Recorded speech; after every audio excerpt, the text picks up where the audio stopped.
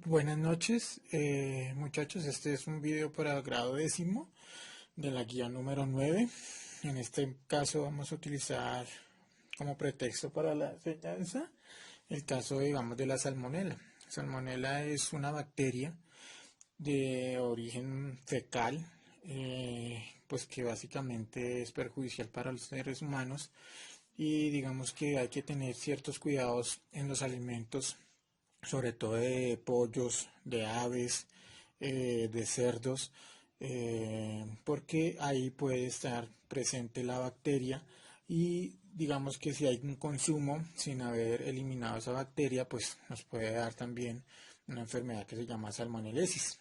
Entonces, en ese sentido, pues aquí hay unos datos básicos frente a unos valores de tolerancia de la bacteria, como es la temperatura, como es el pH y como es la actividad del agua. De la temperatura, ustedes ya saben que todo se maneja en grados Celsius y pues digamos que la salmonela no puede sobrevivir a más o menos eh, temperaturas menores a 5,2 grados Celsius. Sin embargo, hay que ser muy cuidadosos en la congelación porque puede también existir condiciones en que la salmonela esté inactiva pero no esté muerta. Eh, Cuando hay, digamos, un desarrollo normal de la salmonela, está entre 35 y 43 grados Celsius, y ya, digamos, la muerte de la salmonela se presenta ya a más de 46,2 grados Celsius. En términos de pH, cuando nosotros hablamos de pH, ustedes saben, muchachos, estamos hablando de que si hay un ácido o hay una base. Si son valores menores de 7, ya saben que son ácidos. Si son valores mayores de 7, ya saben que son bases. Entonces la salmonela no puede subir a un pH menor de 3,8. Se desarrolla normalmente entre un pH 7, 7,5 y tampoco se puede desarrollar a un pH mayor de 9,5. Y frente a la actividad del agua se puede, digamos, entender y relacionar básicamente con la humedad. Y digamos que un alimento que tenga menos de 0,93% de humedad, digamos que favorece muchísimo que la salmonela sobreviva. Una humedad óptima está en 0,99, pero ya humedades superiores a 0,99 pues ya es perjudicial pues para la salmonela. Entonces, como en ese sentido, también hay otras formas de inactivación de la salmonela, en la cual pues garantizamos su muerte. Ya hablamos de la congelación. La congelación es un proceso que puede generar su muerte, pero no es suficiente. Para, digamos, ya certificar que está muerta, debe haber un proceso, por ejemplo, de calentamiento que se conoce como el límite o el valor D, que es el límite de sobrevivencia, y por ejemplo a 60 grados Celsius un calentamiento entre 2 y 6 minutos matarían a la bacteria. A 70 grados Celsius un calentamiento de un minuto ya estaría matando a la bacteria.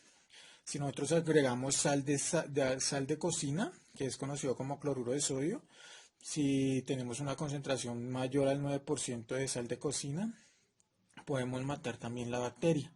Y pues ya habíamos dicho frente a la humedad y al agua.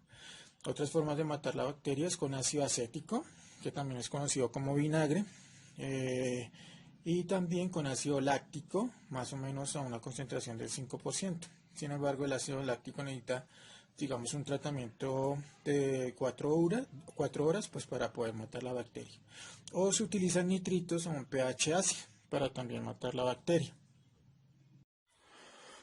Bueno, después de todo eso, entonces nos piden el favor de que demos alguna información sobre el cultivo que se realiza de la salmonela, tal como aparece en el cuadro. En el cuadro, pues básicamente nos ofrecen una información al respecto, en la cual tenemos unos criterios, que es el medio de cultivo, que es en sangre, un procedimiento que se llama McConkey y otro procedimiento que se llama salmonella, en la cual está presente la silosa, la lisina y un desoxilato. Digamos que también tenemos criterios como el tipo de cultivo, la selección, un criterio diferencial, la muestra y la lectura. Ustedes ya pueden ver en el gráfico cómo la salmonela crece en un Petri, ¿sí? En una cajita de Petri, pero aquí solamente vamos a hacer referencia a la información contenida en el cuadro. Entonces, por ejemplo, en el tipo de cultivo pues tenemos el de sangre, pero las otras dos comparten un ambiente, un tipo de SD, que es básicamente como un agar. Un agar es como una sustancia que es porosa, ¿sí?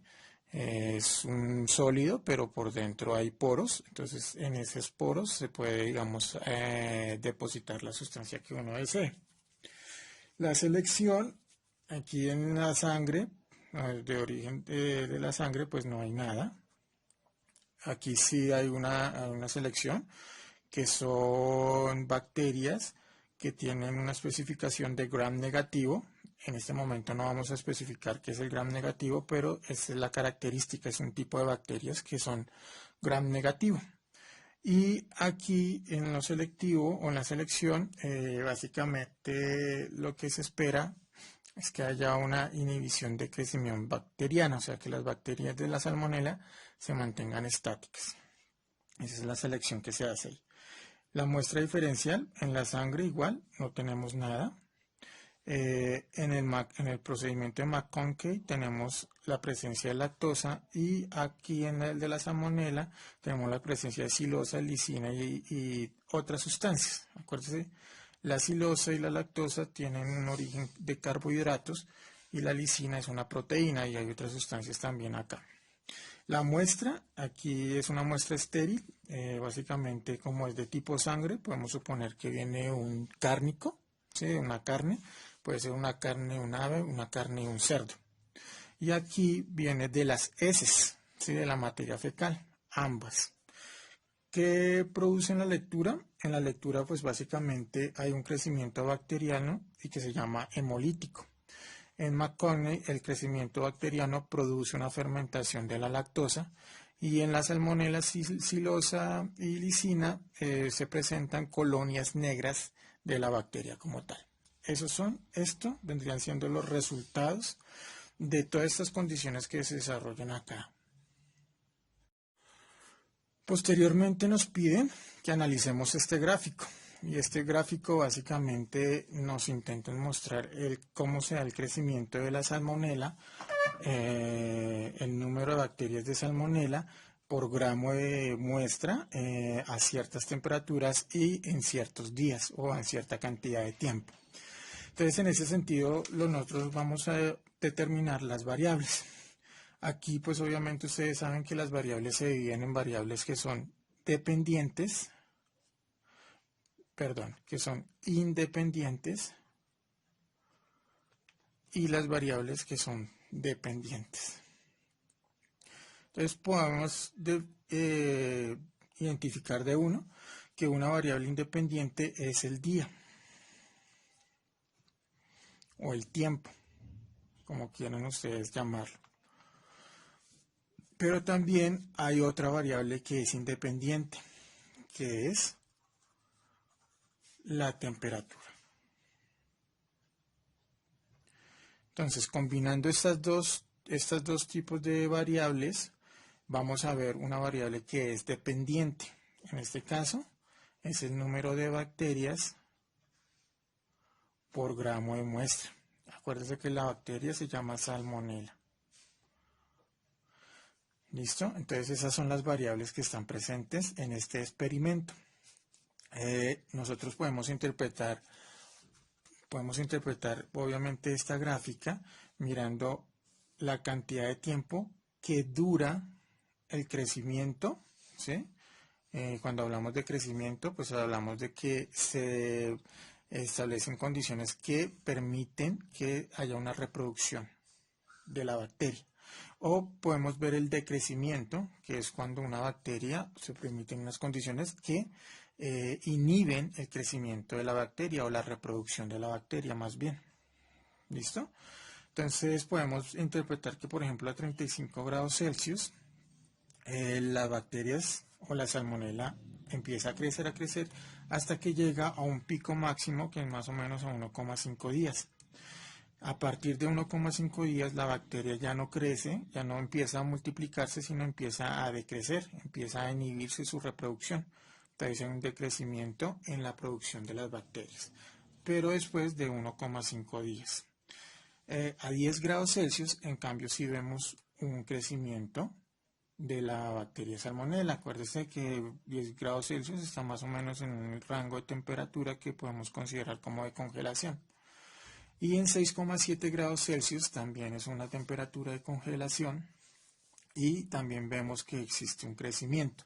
El crecimiento de 6,7 grados Celsius es mucho más rápido, aunque es el menor número de bacterias, pero a medida que va avanzando el tiempo va aumentando cada vez más. En cambio, el crecimiento a 10 grados Celsius, aunque produce más número de bacterias, lo hace a una velocidad más bajita, ¿cierto? Entonces, por eso tiene este comportamiento. Ese es como, digamos, podemos interpretar por ahora ese gráfico en términos de sus variables independientes y sus variables dependientes.